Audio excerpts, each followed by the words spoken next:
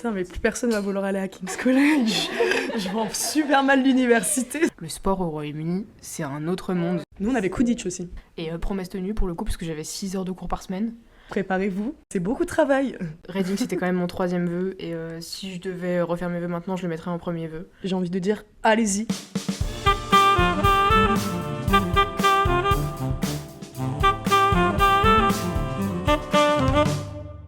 Bonjour à tous, on est sur le premier podcast d'Isegoria, podcast qui va être tourné sur la mobilité aujourd'hui. On s'occupe de l'ère de l'Angleterre. On a 2 invités, Justine qui est partie à Reading et Louise qui est partie à King's College. Donc on va d'abord demander aux 2 invités de se présenter. On va commencer par Louise. Du coup, moi c'est Louise, je suis partie étudier pendant 1 an à Londres, à King's College, comme tu viens de le dire. J'ai étudié principalement le cinéma pendant toute l'année. Et mon DE, c'était le DELUSA, donc États-Unis. Moi, du coup, c'est Justine. Je suis partie pendant 1 an à l'université de Reading, qui est à 60 km à peu près à l'ouest de Londres. J'y étudiais principalement la muséologie, donc la science des musées. Et j'avais fait le DE Europe avant ça. Et est-ce que, moi la question que je me pose quand vous me dites tout ça, c'est à partir de quel moment vous avez eu envie d'avoir votre destination ? Est-ce que c'était votre premier choix ? Alors personnellement, c'était pas mon premier choix, et c'était même pas mon 2e choix, c'était mon 3e choix. Mais les sélections de mobilité ont été ce qu'elles ont été pour notre année, et ça a fait que j'ai été à Reading. Ça a été l'université que j'avais mis puisque j'avais regardé les cours qui y étaient proposés, et il y a assez peu d'universités en Angleterre qui proposent des cours de muséologie, donc c'est pour ça que j'avais choisi celle-ci. Moi, personnellement, c'était mon premier choix. Je l'avais demandé. En vrai, j'ai décidé assez tard que je voulais faire King's College. Enfin, je pense qu'il ne faut pas trop se presser non plus. Moi, c'est juste parce que c'était là-bas qu'il y avait des cours de cinéma qui avaient l'air assez cool. Du coup, ouais, je l'ai présenté en premier choix, mais je pense que la compétition à ce moment-là sur King's College, elle n'était pas très importante. Et voilà. Vous diriez que la sélection pour aller donc à Reading et à King's College a été plutôt dure ? Alors à Reading, pas du tout. Toutes les places n'ont pas été prises, il en restait encore après le pot commun. Parce que selon les universités et selon le pays, vous avez un nombre de places qui est accordé. Et pour l'université de Reading, c'était 4 places. Il me semble qu'on est 2 à y être allés, dont l'autre qui était en mobilité mixte. Donc ça veut dire que sur le 2e semestre, j'étais toute seule de Sciences Po. Et comme j'ai dit, c'était mon 3e vœu. Donc pour Reading, en tout cas en termes de concurrence, ça allait. Moi, comme je te disais, pour King's College, je me rappelle pas trop, mais je sais qu'il y avait 2 places. Et je crois qu'on n'était pas énormément à l'avoir mis en premier vœu. Je sais qu'il y avait Salomé aussi qui l'avait mis. Je pense qu'il y a plein de gens qui s'étaient dit... Enfin, moi, c'est un peu comme ça que je l'ai vécu. Il y avait plein de gens qui disaient je vais pas demander King's College, tout le monde va le demander, j'ai pas d'assez bonnes notes, je vais pas être pris. D'autant plus qu'il y avait un seuil de TOEFL assez haut. Il y avait un seuil de TOEFL, je sais plus quelle note il fallait avoir, mais d'ailleurs, on en parlera un peu plus tard parce qu'il y a des techniques. Et ouais, il y avait Enfin, je sais pas, tout le monde me disait non, moi je vais pas le mettre en premier et tout, je l'aurais jamais. Du coup, en fait, il y a tout le monde qui avait mis Édimbourg. Et au final, il y en avait assez peu qui l'avaient mis en premier King's College. Et donc, au final, on a été prise assez facilement, je pense. J'avais mis Édimbourg en premier vœu. Voilà. Ouais. Mais ça a été une année où la sélection sur Édimbourg a été quand même assez... Oui, le système de sélection de l'aire géographique d'Angleterre n'a pas été fait de manière très très intelligente, sans donner trop de détails. Mais de toute façon, pour notre chers auditeurs de maintenant, ne vous en faites pas, ce n'est plus la même prof qui s'en occupe. Voilà. Donc ce ne sera pas un problème. Tout à fait. Avant de passer aux questions un peu techniques, moi je voulais savoir en un mot, comment vous caractériserez votre année de mobilité ?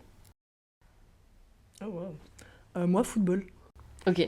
Je vais rester dans la même lignée. Moi, je vais dire escrime, parce que j'ai rejoint le club d'escrime là-bas. Et je pense que c'est quand même assez intéressant qu'on ait toutes les deux un peu la même réponse, parce que moi, c'est rejoindre une asso sportive qui a vraiment fait mon année. Ouais, en termes de sociabilité, en termes d'occasion de sortir de chez moi et tout. Enfin, le sport au Royaume-Uni, c'est un autre monde. Ouais, c'est une dinguerie, hein, vraiment. C'est-à-dire que vraiment, c'est à coup de 2-3 entraînements par semaine, 2 matchs obligatoires. Enfin, moi, vraiment, c'est le mot qui a défini mon année, c'est vraiment football, quoi. Et c'est grâce à ça que vous êtes fait des potes. Ouais, mais surtout des potes étrangers, parce que c'est plus difficile de se faire des potes qui parlent pas ta langue. Moi, je suis devenue très pote avec des Américains, des Anglais, grâce au foot. Parce qu'il n'y a plus vraiment de barrière de la langue quand tu joues. Moi, je suis complètement d'accord. Et juste aussi pour rencontrer des Britanniques. Ça a été une grosse différence que j'ai vue par rapport à d'autres élèves Erasmus qui étaient dans la même université que moi, qui sont surtout restés entre étudiants d'échange. Moi, j'ai vraiment pu non seulement rencontrer des étudiants internationaux, donc qui font tous leurs diplômes là-bas. Et c'est grave cool, parce que du coup, t'as des potes chinois, t'as des potes ouzbeks, t'as des potes de vraiment toutes les nationalités. Et t'as aussi, du coup, cette expérience de pouvoir vraiment être proche des Britanniques. Et enfin, je pense qu'il y a quand même pas mal de gens qui partent au Royaume-Uni pour se rapprocher des Britanniques. Donc, les assos sportives, c'est vraiment ce qui fait la différence. Enfin, un truc qui est bien dans les associations, c'est que tu parles surtout anglais. Enfin, je trouve ça un peu nul. Enfin, moi, j'ai pas mal de potes, même hors Sciences Po, qui sont partis en Angleterre, etc., et qui restaient qu'avec les Français par la French Society ou des trucs comme ça. Et au final, tu rentres, tu sais pas du tout parler anglais. Et surtout, enfin, t'as un peu... Enfin, je sais pas, t'as un peu rien découvert, hors, bien sûr, la ville, etc. Je trouve que c'est vraiment... Ça participe vraiment à l'expérience à l'étranger de parler une autre langue et de vraiment essayer de la parler et de progresser dans cette langue. Bah, surtout qu'au Royaume-Uni, c'est assez facile de rester avec des Français, quoi. Il y en a plein. Ah ouais, il y en a partout. Il y en a de partout. Du coup, bah ouais, si vous flippez, vous rejoignez la French Society et puis vous y êtes, quoi. C'est vrai que c'est un piège quand même de rester avec des Français. Moi, ce qui m'intéresserait, c'est de savoir un peu les cours que vous avez pu avoir. Est-ce que vous êtes sorti de votre département ou est-ce que vous êtes un peu resté dans des cours de sciences politiques? Tout à l'heure, Justine, tu parlais de muséologie. Louise, toi, de cinéma. Vous êtes vous êtes allé dans cette université pour les cours ou c'était un argument en plus? Bah, moi, perso, j'y suis vraiment allée pour les cours. Je sais que j'ai pas mal de potes qui sont partis plus pour la destination, ce qui est trop cool. Moi, perso, j'y suis vraiment allée pour les cours que j'allais suivre à Londres. Du coup, ouais, les cours de cinéma. Enfin, moi, j'ai vraiment fait que du cinéma, donc pas du tout de sciences politiques. À la limite, j'ai fait un cours sur la nouvelle vague en France, mais bon, ça restait principalement sur bah, du coup, le cinéma, même s'il y avait un aspect un peu historique et politique derrière. Mais voilà. Ouais, moi, pareil, moi, du coup, j'avais choisi cette université-là pour les cours de muséologie qu'ils avaient. Parce qu'ils ont plusieurs musées au sein même de l'université. Et ils ont une délocalisation du British Museum à Reading. Et c'est une université assez réputée pour son département d'archéologie, qui est, je crois, 8e au Royaume-Uni. Et du coup, tous mes cours étaient dans le département d'archéologie. J'ai eu des cours aussi dans le département de géographie, dans le département de films, télévision et séries, parce que le partenariat avec l'université de Reading, il n'est pas cantonné à un département en particulier. Du coup, tu pouvais prendre vraiment des cours dans tous les départements que tu voulais. Et moi, mon objectif, c'était les cours de muséologie quand même. Ok, et par rapport aux démarches un peu administratives, je parle notamment donc TOEFL, visa, même tout ce qui est genre télécommunications et tout, sans retomber dans le rapport de mobilité qui sont disponibles sur le Moodle et que j'invite les étudiants à lire, qui sont vraiment très intéressants. Moi, ça m'avait particulièrement aidé. Est-ce que en quelques mots, vous pouvez me dire si c'est plutôt simple, d'une façon administrative, on doit s'y préparer à l'avance? Dans la possibilité où on ne se prépare pas à l'avance, est-ce que c'est possible de rattraper le truc une fois sur place ou pas? Louise, tu veux nous en parler? Bah, moi, justement, le rapport de mobilité, j'aurais bien aimé le lire un peu plus tôt, parce que je suis un peu allée en freelance à Londres.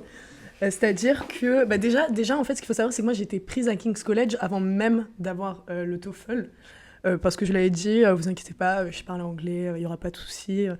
Alors que pas du tout, j'ai passé 2 fois le TOEFL, c'était vraiment compliqué. Et au final, bah, d'ailleurs, si vous êtes pris à King's College, venez vers moi, je vous dirai comment faire. Parce qu'il y a d'autres tests, en fait, on ne sait pas, qu'on peut passer, qui sont beaucoup plus faciles, qui sont sur ordinateur et qui permettent de rentrer à King's College. Et ça, bien sûr, on ne nous le dit pas. Et ils vont écouter ce truc, l'administration. Bon, mais si, vous l'avez dit, putain. Dis pas des dingueries non plus. Vous l'aviez dit, bien sûr que vous ne l'aviez dit, c'est moi qui n'avais pas écouté. Et donc voilà, et pour ce qui est du visa, il faut vraiment s'y prendre à l'avance parce que moi je me suis un peu prise au dernier moment, et quand je dis au dernier moment, c'est juillet. Sachant que la rentrée était en septembre. Et en fait, comme une débile, je suis rentrée sur le territoire sans mon visa. C'est-à-dire que je m'étais dit, bon, bah, il va arriver dans 1 mois et à ce moment-là, je ferai un aller-retour à Paris, j'irai chercher mon visa et ça ira. Et en fait, ce n'est pas du tout possible. Enfin, c'est pas possible. Du coup, j'ai vite reçu un mail de King's College qui me disait, on n'a toujours pas votre visa, vous ne pouvez pas commencer les cours, etc., etc. Et j'ai dû faire un aller-retour sur Paris, faire semblant de pleurer à l'ambassade, enfin bref. Au final, ça a fonctionné. Mais du coup, non, prenez vraiment le visa en avance. Vraiment, dès que vous avez votre destination, prenez le visa. Oui, effectivement, je peux prendre le contre-pied là, je pense, parce que moi je l'avais fait la demande de visa. J'avais pas eu cette audace, je dois dire. Et ces talents d'acteur qui visiblement ont plutôt bien fonctionné. Voilà, j'aurais pas pu pleurer à l'ambassade, moi je suis pas assez convaincante. Mais ouais, j'avais fait la demande de visa, je te rejoins sur le fait qu'il faille la faire assez tôt. Moi je l'ai eu très rapidement, je l'avais fait mi-juin et je l'avais eu début juillet, je crois, un truc dans le genre, mais ils disent que ça peut aller jusqu'à 8 semaines. Pour obtenir un visa, vu que c'est un visa d'étudiant d'1 an. Vous pouvez un peu faire comme Louise et ne prendre un visa que de 6 mois, sachant que les cours commencent... J'ai pris un visa de 1 an. Ouais, mais en fait, si vous y êtes moins de 6 mois, vous n'avez pas besoin de visa. Si par exemple, vous faites une mobilité mixte, vous n'avez pas besoin d'avoir de visa. Ouais, mais à Londres, en tout cas, nous, il y a plus de 6 mois de cours, donc on est obligé de prendre un visa. Bah, nous, à Reading, en fait, dans l'absolu, on n'a pas eu 6 mois effectifs de cours parce qu'on a fini fin mars et on avait pris fin septembre. Donc, mais prenez un visa. Faites la demande de visa, c'est important. Vous ne pourrez pas commencer les cours si vous n'avez pas votre visa. Donc, ouais, globalement, pour toutes les destinations, on vous dira plus vous y prenez tôt, mieux c'est, quoi. Ah ouais, vraiment tôt. Même et les logements, etc. Ouais. Bah ça, on y vient juste après, justement, les logements. Comment vous étiez logés sur place ? Alors moi j'étais en logement étudiant qui m'avait été conseillé par des étudiants des années précédentes. Je sais pas si je le conseillerais nécessairement aux étudiants des années qui vont suivre. C'était un bon logement, donc, mais le truc avec l'Angleterre et probablement plus le sud de l'Angleterre, c'est que c'est incroyablement cher. Que pour 10 mois de logement, je crois que j'en ai eu pour 8 000 à 9 000 euros. Alors que j'étais quand même à 60 km de Londres, quoi. J'étais même plus dans la banlieue londonienne à ce stade, j'étais vraiment dans une ville à côté, et c'est juste super cher en termes de loyer. Mais tu peux avoir la sécurité en fait d'avoir ces logements étudiants, où moi ma réponse qui me disait que j'avais été acceptée, je crois que je l'avais eu en fin mai, juin, parce que tu fais la demande assez tôt, donc ça veut dire qu'après tu passes l'été tranquille. Je sais que j'ai une amie en Angleterre qui est venue, qui est restée en Airbnb et qui a trouvé une place dans une coloc privée, et du coup elle payait beaucoup moins cher. Donc ça dépend comment vous voulez vous organiser. Si ça vous dérange pas d'arriver dans le pays et de trouver une coloc à ce moment-là, potentiellement vous pouvez trouver quelque chose de moins cher qu'un logement étudiant que vous planifieriez avant le début des cours. Eh ben, encore une fois, ne faites pas comme moi. Moi, de mon côté, il faut dire qu'à Londres, c'est très difficile, mais vraiment très, très difficile de trouver un logement. C'est-à-dire que tout est extrêmement cher et surtout, tout est réservé... je pense qu'à partir de mars, avril, les gens ils se sont déjà lancés dans les recherches. Et j'avoue que je pensais pas. Et du coup, j'ai cherché pendant tout juillet, tout août. Je ne trouvais strictement rien. La rentrée, je crois que c'était vers le 15 septembre ou un truc comme ça. Je sais pas. Enfin, toi, c'était quand ? Il me semble que c'était la semaine d'après. Voilà, c'était mi-septembre. Quoi. Milieu, fin septembre. Et moi, je suis arrivée, du coup, la première semaine de septembre, je suis arrivée à Londres avec ma maman, qui m'a dit « Oui, je vais reprendre un peu les choses en main ». Et en fait, on a fait un peu toutes les résidences étudiantes, et elles étaient toutes pleines, genre vraiment toutes remplies, jusqu'à ce qu'on en trouve une. Et ça a marché. Du coup, bref, au dernier moment, je me suis inscrite dans cette résidence étudiante, ce qui était fort sympathique, d'ailleurs. Mais voilà quoi, il y a eu le gros stress de tout l'été, le gros stress de Londres avec la maman derrière qui t'engueule parce que t'as pas été assez rapide et qui doit s'occuper de toi et t'as un peu l'impression d'avoir 2 ans d'âge mental, mais voilà quoi, ça s'est fait au final. Et la résidence c'était plutôt bien, ouais. On parlait du prix, donc des logements, mais moi ça m'amène au prix de la vie, la nourriture notamment. On est comment ? Est-ce que c'est plus cher qu'en France ? C'est beaucoup plus cher qu'en France. Et même en étant bien à l'ouest de Londres, moi c'était encore plus cher que Lyon. Je faisais mes cours chez Aldi et j'essayais vraiment de limiter les coûts, machin. Mais la bouffe est beaucoup plus chère. Et quand ça s'ajoute au loyer qui est déjà beaucoup plus cher aussi, ça cumule un peu. Ouais, la nourriture c'est quand même très très très cher. Enfin même tout est très très cher. Enfin en tout cas, moi à Londres, je sais que tout était excessivement cher. Ok. Vraiment tout. Ouais, c'est un peu ça aussi l'avantage d'être pas à Londres, d'être... Ne venez pas à Londres. Reading, ça a cet avantage d'être à 20 minutes de train de Londres. Donc l'aller-retour se fait super facilement sur la journée. Mais le bus, il coûte 2 pounds, quoi. Tandis qu'à Londres, si vous prenez... c'est 5 balles le métro, je crois. Facile. Le métro, ça monte à une vitesse incroyable. Ouais, c'est extrêmement cher. Et un gros avantage aussi d'universités comme celle de Reading, mais ça fonctionne aussi pour d'autres universités qui ont des campus, il me semble que Sheffield c'est comme ça, enfin plein d'universités qui ont des grands campus un peu à l'extérieur des villes. Vous avez plein de bars étudiants, de restos étudiants qui peuvent considérablement abaisser le coût de la vie. Au risque de passer pour une alcoolo, l'alcool est beaucoup moins cher sur les bars de campus. Vous pouvez avoir une pinte pour 2,50 quoi. C'est vrai ça, hein, mais ça aussi, il le faisait à Londres. Ouais, en fait l'alcool est globalement moins cher au Royaume-Uni qu'en France. Oui, par contre, l'alcool ça va. Enfin non, je sais pas pourquoi je dis ça. Si, l'alcool c'est cher. L'alcool est cher, mais si oui, mais tu dans les sais trucs de où aller, campus, etc. Ouais, c'est vrai que c'est pas du tout cher. si par tu contre. sais où aller, c'est vraiment pas Mhm. cher. Et la bouffe, c'est pareil, tu peux plutôt bien t'en sortir. Du coup, c'est un peu le seul truc que j'ai trouvé moins cher. Mais enfin, faut pas que ce soit déterminant. Moi, il y a un facteur que je trouve assez déterminant, mais c'est très personnel. Est-ce que la nourriture est bonne ? Bah, je m'attendais à pire. Honnêtement, il y a beaucoup ce truc de « Ah, tu pars en Angleterre, il va faire gris. Ah, tu pars en Angleterre, la bouffe, elle va pas être bonne. » Mais en vrai, ça demande un peu de temps de s'adapter, de pas avoir le grand rayon de fromage quand tu vas au supermarché. Les fruits et les légumes, c'est toujours en 2 couches de plastique. Mais tu te refais tes petites habitudes et je trouve que ça va. Ouais, je suis assez d'accord. Après, moi, j'avoue, je m'en fichais un peu. Enfin, de la nourriture, c'était vraiment pas un facteur.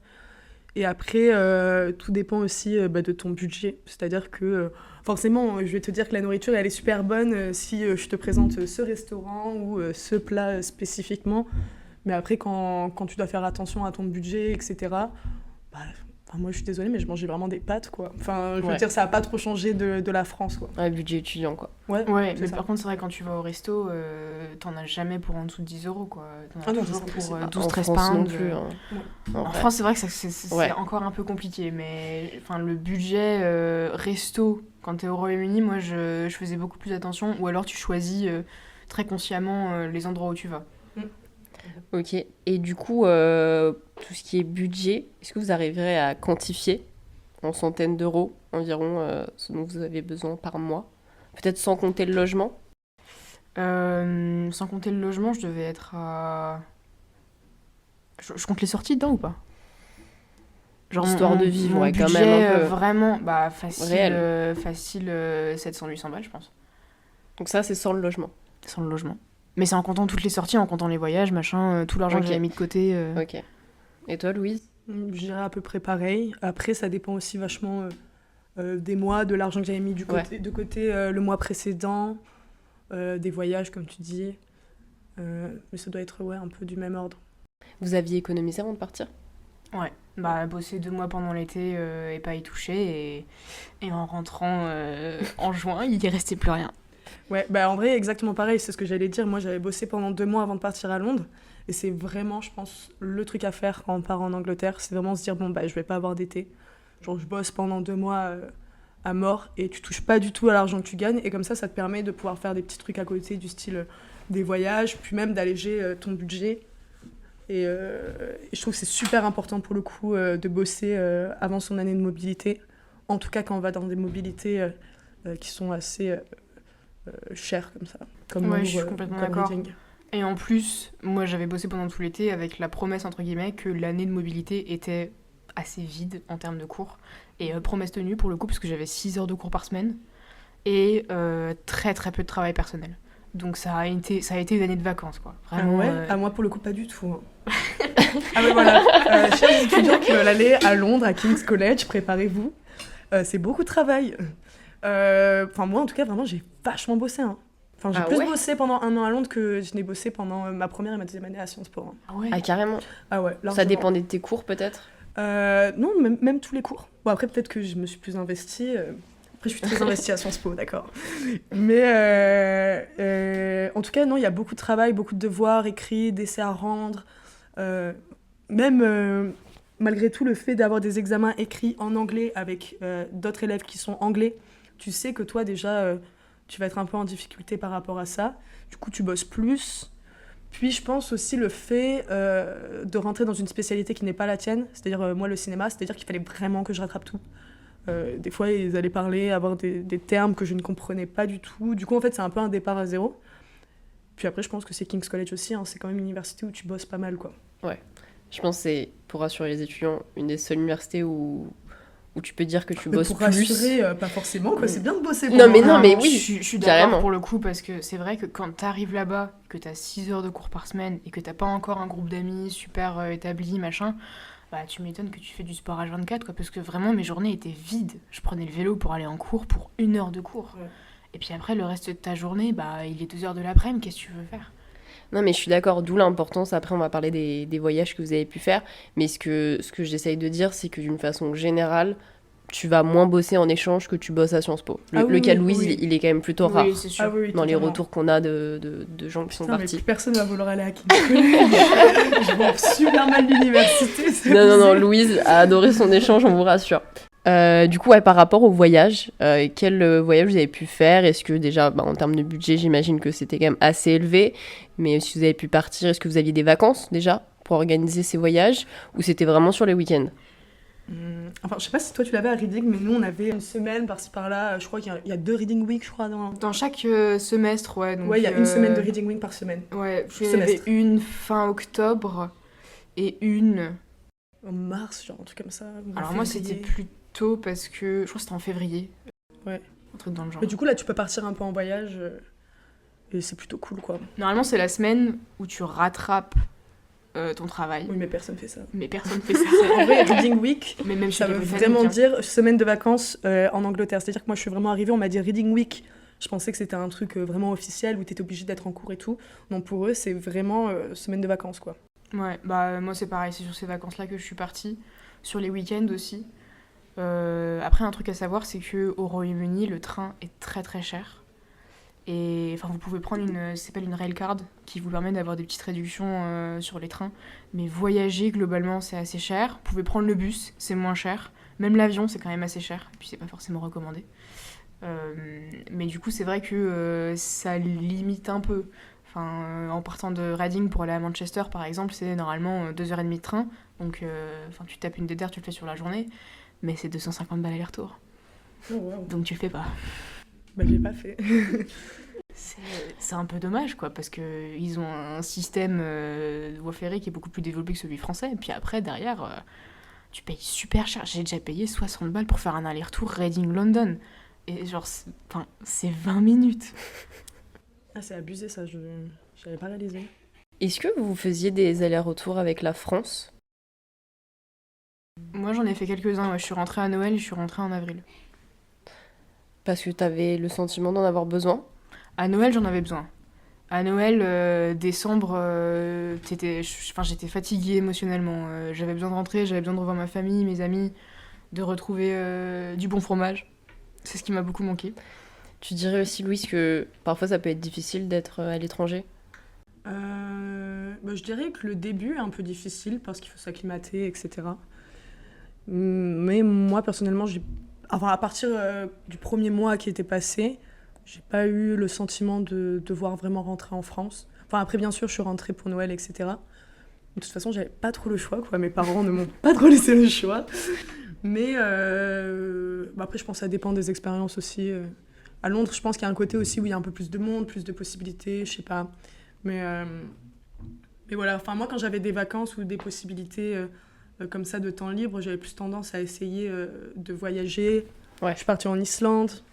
Ah ouais, en Islande? Ouais, je suis partie en Islande avec 2 potes que je m'étais fait depuis genre 1 semaine. Vraiment, ça faisait 1 semaine qu'on se connaissait tous les 3 et on était au bar et on a pris un billet aller-retour pour aller en Islande pendant 1 semaine en tente pendant l'hiver. Et franchement, quelle belle expérience, quoi. On a fini par dormir dans la voiture. Mais après, ça, c'est trop le genre d'expérience que tu as envie de vivre quand tu fais ton année de mobilité. C'est-à-dire tu rencontres des gens, puis tu pars en voyage avec des gens que tu connais pas très bien, puis ça devient tes pets de potes. Clairement. Ouais, je suis d'accord. Je trouve, ouais, ça fait partie de l'expérience aussi. Je suis pas allée en Islande, mais j'ai pris un bus de 12 heures pour aller à Édimbourg. C'est tout Avec pareil. 2 Italiens que j'avais rencontrés très peu de temps avant. Et c'est trop bien chaud. Et enfin, c'était génial, quoi. C'est des expériences que tu regardes après avec beaucoup de tendresse et de regret, parce que c'était vraiment génial. Clairement. Admettons qu'on soit un étudiant en 2e année qui souhaiterait partir soit à King's College, soit à Reading. Ou en Angleterre en général. Ou en Angleterre en général, d'ailleurs. Quels conseils on pourrait lui donner aujourd'hui ? Moi, c'est vraiment les assos. Hein. Moi, les assos, c'est ce qui a fait mon année. C'est comme ça que j'ai rencontré les gens avec qui j'ai passé toute mon année et avec qui je parle encore beaucoup maintenant. Donc vraiment, même si vous êtes mal à l'aise, même si ça vous rend très anxieux, les assos sportifs, c'est une grosse opportunité au Royaume-Uni. Et si vous n'êtes pas sportif, il y a des assos pour tout. Il y a vraiment, c'est incroyable. Il y a des assos de culture pop, il y avait 5 assos de techno. Des assos de Taylor Swift, je sais pas si t'as vu ça toi. Ouais, on avait la culture pop, mais on n'avait pas Taylor Swift. Il y avait des assos pour n'importe quel sport imaginable, même des trucs qu'ils ont inventés eux-mêmes. Nous on avait Quidditch aussi. Ouais, il me semble qu'on avait ça aussi. J'aurais dû le faire d'ailleurs. Mais ouais, moi je suis très d'accord avec ce conseil, je dirais pareil. Après, un second conseil, du coup, c'est vraiment essayer d'être organisé. C'est-à-dire prendre son visa à l'avance, s'inscrire à l'avance, choisir ses cours à l'avance. Parce qu'en fait, après, ça provoque chez toi une espèce de stress. Enfin, moi, je sais que Londres, c'est vraiment l'endroit où j'ai appris un peu à m'organiser. Parce qu'après, t'es tout le temps stressé quand tu fais les trucs un peu au dernier moment. Je vais parler de Salomé Moreau, tu te reconnaîtras. C'est-à-dire que vraiment, sans Salomé, moi, j'aurais été perdue. C'est-à-dire que vraiment, tout le temps, je lui demande... Le pilier de sa mobilité, là. Non, mais c'est vrai. Heureusement que Salomé était là, parce qu'il y avait plein de moments où je lui disais « Ah ouais, mais c'est quoi ce mail qu'on a reçu ?» Elle m'a dit « Mais non, on l'a reçu il y a 3 semaines, il faut que tu fasses ça. » Et moi, ça me stressait, tu vois. Et genre, j'étais en mode « Mais c'est pas possible !» Et vraiment, je pense que, ouais, sans Salomé, j'aurais été perdue plus d'une fois, quoi. Elle m'a vraiment expliqué plein de trucs où j'arrivais, elle me disait « Mais Louise, c'était il y a 1 mois qu'il fallait faire ça. » Du coup, j'étais en retard sur plein de trucs. Moi, j'arrivais, elle avait déjà sa carte, elle avait déjà son petit t-shirt, enfin, elle avait tout, quoi. Salomé, cette reine. Finalement, le conseil, c'est donc d'avoir une Salomé avec soi, quoi. Soit une Salomé avec toi, soit t'en as pas, comme soit moi. Soit t'en as pas, et tu t'organises, quoi, et t'apprends à t'organiser. Tout simplement. Ouais, en vrai, l'organisation est super importante pour pas être trop stressé, je trouve. Et parce qu'en fait, être stressé, ça va te mettre mal. Surtout que c'est déjà une expérience assez stressante en elle-même. Ouais. Voilà, c'est ça. Donc, faut pas se rajouter des trucs par-dessus. Moi, je me suis dit, au pire, le logement, tu payes plus cher. Sur le long terme, c'est pas très très grave. Mais au moins, tu sais que quand t'arrives, tu peux emménager. J'étais en coloc avec 5 Britanniques. Il y a eu des hauts et des bas. Hein, Ah ouais. Ils sont pas forcément très très connus pour leur respect de l'autre et l'hygiène, mais... Oula. Non, en vrai, c'était sympa. Tu veux nous dire quelque chose, Justine ? Non, mais bon. Mais enfin, le point étant que je savais que j'arriverais dans une coloc déjà formée, enfin, de gens qui se rencontraient en même temps que moi je les rencontrais, mais je savais que je serais pas à 100% seule, quoi. Donc ça peut être un autre conseil, ça, je pense, ne pas avoir peur de la coloc. Si vous pouvez, que ce soit un logement étudiant ou sur des trucs privés que vous trouvez sur Facebook ou ce genre de trucs, je pense que même si il peut y avoir des hauts et des bas, ça vous fait quand même un coussin de sécurité en termes de sociabilité, et sur les premiers mois, je trouve que ça a pas mal de valeur.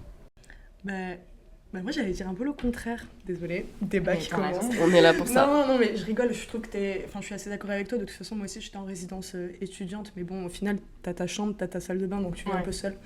Et moi je pense qu'un conseil que j'aurais bien aimé qu'on me donne quand je suis arrivée à Londres, c'est au contraire, genre, pas trop avoir peur de la solitude. Je pense que c'est cool de pouvoir apprendre à, je sais pas, faire un musée tout seul, je sais pas, te promener dans la rue toute seule. Enfin, je sais que j'avais pas mal de potes qui étaient aussi en mobilité à Londres, que j'ai rencontrés là-bas, et qui avaient un peu peur justement de la solitude. Ils voulaient tout le temps se forcer à voir 10 000 personnes, aller à toutes les soirées, etc. Et au final, bah, ça fonctionne pas, t'es juste fatigué, il y a une espèce d'un peu de forcing. Et je pense que quand on est en 3e année de Sciences Po, on a un peu la maturité aussi de se dire bah, j'ai trop envie de faire ça, je peux grave le faire seule, et aussi je peux grave m'éclater en étant seule pendant une journée. Aller lire dans un parc ou... Enfin, c'est un peu cucu de dire ça, mais je pense qu'il faut aussi se le dire avant de partir en mobilité, se dire bah, c'est pas grave si je me fais pas 10 000 potes, c'est trop cool si je m'en fais 1 ou 2, et que je kiffe aussi moi seule pour profiter à 100% de la vie dans laquelle je suis, quoi. Non, je suis complètement d'accord. Et ça t'a pas fait bizarre quand même de te retrouver dans un truc aussi gros que Londres ? Comment tu l'as senti, ça ? Bah après, comme toi, moi, enfin, aussi gros que Londres, si bien sûr, mais après ça veut juste dire que t'as 10 000 trucs à visiter, donc c'est trop bien. Après, comme tu disais, moi j'étais dans l'équipe de foot de Kings. Du coup, je me suis fait beaucoup de potes grâce à ça. Donc au final, je suivais un peu mes potes partout, je sortais en boîte avec eux. C'est intéressant ce que tu dis sur le fait notamment que... Enfin, moi, ça a fait écho à quelque chose chez moi, qui est que la façon dont tu vis tes études à Sciences Po en France est très différente de la façon dont tu vis ton échange. Genre, par exemple, tu peux ne pas du tout être solitaire à Sciences Po et l'être beaucoup plus dans un pays étranger, parce que ça n'a rien à voir, tu vois. Et ça amène aussi la question de à quel point l'année de mobilité peut nous changer. Vous diriez quoi par rapport à ça ? Je suis complètement d'accord. Il y a tellement ce récit autour de l'année de mobilité comme la meilleure année de ta vie, l'année où tu sors de ta zone de confort, machin, que moi, quand j'y suis arrivée, j'ai fait exactement ce que tu disais toi. Je me suis forcée à faire 10 000 trucs tous les jours, tous les soirs. Et t'es juste fatiguée, tu te sens pas très bien. Et c'est quand j'en parlais à des proches qui n'étaient pas partis en mobilité, qui étaient des gens qui font d'autres études, qui me disent « Mais pose-toi, en fait. Pose-toi. » Prends un week-end où tu fais rien, et c'est vrai que c'est là que tu te rends compte que ça fait beaucoup de bien. Moi, je trouve, enfin après ça dépend les gens, mais je pense que ouais, l'année de mobilité est vraiment une année où tu changes beaucoup. Après, voilà, ça dépend de la personnalité des uns, des autres, de ta destination, pardon. Il y a plein de choses qui rentrent en jeu. Après, moi, c'est comme je te disais tout à l'heure, je pense que la mobilité, c'est aussi une année où t'apprends à être seul avec toi-même et à te débrouiller vraiment seul. Et surtout, à ne pas te sentir mal dans cette solitude. Après, bien sûr, je dis ça, c'est un peu facile parce que on finit toujours entouré par le sport, par des potes qu'on se fait, par des voyages qu'on fait, etc. Mais je pense que la mobilité est vraiment bien si voilà, tu acceptes un peu ce côté solitaire où tu te dis bah ouais, là j'ai trop envie d'aller voir ce film, je connais pas trop de monde sur Londres, surtout au début d'ailleurs. Bah, je vais aller le voir toute seule et après je vais aller boire un café et puis je vais être trop bien. Et je pense que malgré tout, c'est un truc qui est un peu difficile à accepter. Et une fois que tu l'acceptes, je pense que tu profites, mais vraiment 1000 fois plus de ta mobilité. Je suis assez d'accord. J'aimerais rebondir sur le fait que Justine, tu as parlé du mythe de la troisième année un peu paradisiaque, un peu parfaite. C'est vrai que ça transpire vraiment ça. Genre quand tu parles à des 4A qui te racontent leur troisième année et c'était incroyable. Et enfin, par exemple, moi je dirais que mon année était incroyable, mais pour avoir autour de moi des gens pour qui la mobilité s'est moins bien passée, ça veut pas dire que genre tu passes une année de merde du tout. Ça veut juste dire que c'est une année comme les autres dans ta vie. Donc en fait, il peut se passer plein de trucs. Il peut y avoir des événements personnels qui vont venir influer sur ta mobilité, qui n'ont rien à voir avec le fait que tu sois dans tel ou tel pays. Ou bah, par exemple, le fait que tu sois dans tel ou tel pays va amener des situations que tu n'aurais pas eues dans un autre pays. Donc ça va être aussi un truc dans les autres podcasts qu'on va un peu déconstruire. Et voilà, j'aimerais juste finir par Louise, un petit tips pour le TOEFL. Un tips pour le TOEFL. Qui ne fera pas Alors, le tips pour le TOEFL, je le dirais à celui ou celle qui sera pris à King's College. Et lui ou elle pourra venir me demander en direct. Parce que si je lâche le tips, tout le monde va savoir et au final, ça va être un peu... Non, je rigole, je vais le dire là. Mais en fait, il y a la meuf trop mystérieuse. Je pensais que c'était pas légal. Non, mais en fait, je crois que c'est pas... Enfin, je sais pas si ça fonctionne encore à présent, mais on nous le dit pas, mais il y a un... Je sais plus comment ça s'appelle, mais il y a un autre test qu'on peut passer. En fait, c'est sur ordinateur. Du coup, en fait, tu peux totalement avoir ton ordinateur et ton téléphone à côté. Et c'est beaucoup plus facile... Enfin, vraiment, pour le coup, c'est beaucoup plus facile que le TOEFL. Et même, en fait, c'est un truc qui est assez... comment dire c'est plus facile que le TOEFL, je ne saurais pas trop dire comment. Moi, je sais qu'en une fois, je l'ai eu. J'ai eu les notes qu'il fallait, alors que le TOEFL, je l'avais passé 2 fois, et, alors que je savais déjà parler anglais, et j'y arrivais pas. Je sais pas si c'était la méthode. C'est le TOEFL à pas prendre complètement à la légère. Hein. Ouais. Moi, j'avais un bon niveau, j'y suis un peu allée les deux. Toi, il fallait avoir plus de combien ? Et il fallait, ça dépendait, c'était selon les catégories, il fallait avoir certaines notes, mais j'avais pas une énorme marge de manœuvre. Quand tu vas pour 1 an, souvent ils demandent des notes assez hautes. Mais le TOEFL c'est super déstabilisant comme exercice. Mais ouais, moi j'y suis allée en freelance, je pensais que ça allait être facile alors que pas du tout. Il faut être un peu familiarisé avec les modalités des épreuves, je trouve. Okay. Mais en tout cas, il y a d'autres possibilités que le TOEFL. En gros, vous tapez sur l'université quelle thèse de France... Qu'est-ce qu'il y a Tu devrais avoir le piano là. Non, mais en gros, vous tapez sur l'université quelle thèse d'anglais je peux passer pour rentrer en étant un exchange student. Et au final, il y a toute une liste. Je crois que ça s'appelait le Mais c'est pas le Parsons. Duolingo, il y a pas un Non, truc ça, c'est un peu Duolingo? compliqué, Ouais. puis c'est cher. Mais il y en a Ouais. plein, et en fait, il y a toute une liste. Et nous, à Sciences Po, on nous dit juste... Enfin, l'administration de Sciences Po est quand même super, hein, mais à Sciences Po, on nous dit juste TOEFL. Seulement, le TOEFL, c'est dur, c'est cher, alors qu'en fait, il y a toute une liste d'autres possibilités. Du coup, je vous conseille d'aller checker tout ça. Ouais, le TOEFL, s'y prendre à l'avance. Dès que vous savez que vous avez une destination de mobilité, Et vous le avez visa. besoin, le visa aussi, vous avez besoin d'avoir un TOEFL, vous commencez à vous renseigner sur les modalités d'évaluation et vous le passez le plus tôt possible. Comme ça, si vous devez le repasser, vous avez de la marge. Et si ça casse encore, enfin, c'est pas la fin. Hein. Il y a d'autres solutions. Et si vraiment ça passe toujours pas, vous pouvez toujours faire une mobilité mixte parce que les universités, la plupart du temps, ne demandent pas de test de langue quand vous faites une mobilité mixte. Complètement d'accord. Juste un dernier mot sur le TOEFL. Moi, je l'ai pas passé pour ma destination, mais j'ai quand même dans mon entourage pas mal de gens qui l'ont raté à plusieurs reprises. Et enfin, faut désacraliser aussi ça parce que genre ça arrive à plein de gens de le rater. Enfin, et juste la meilleure façon de pas le rater plein de fois, c'est vraiment de le préparer et de pas sous-estimer la difficulté du C'est test. vrai que les gens n'avouent On pas. termine sur un C'est truc une- un peu stressant, là, quand même, tu vois. Ouais, En vrai, moi, il y a d'autres ma question possibilités. que je me pose, enfin que je connais déjà la réponse, mais Louise, est-ce que si tu devais refaire cette année, tu la referais? Genre repartir à Londres. Non, je rigole. Bah ouais, bien sûr, 1000 fois. Franchement, c'était trop bien. Toute personne qui veut aller à Londres, j'ai envie de dire, allez-y. King's College, c'est une bête d'université. Les associations, elles sont folles.